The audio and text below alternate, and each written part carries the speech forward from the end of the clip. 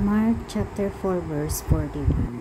And they feared exceedingly, and said one to another, What manner of man is this, that even the wind and the sea obey him?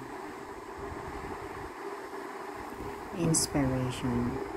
Anyone can shout into the sky, but who can do so with such authority that the weather obey his voice? The disciples were rightly surprised that Jesus could tell the storm to stop raging and that the storm would listen.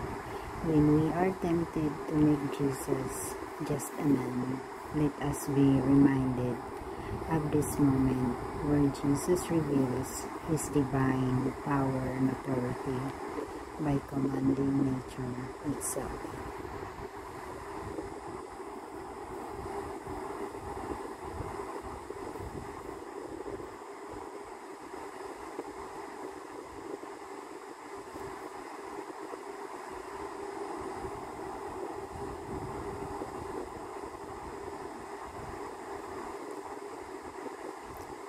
Prayer.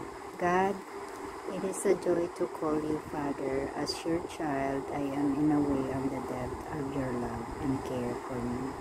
But today I pause to consider your greatness. You were before all things and all men, and you are above all things and all men.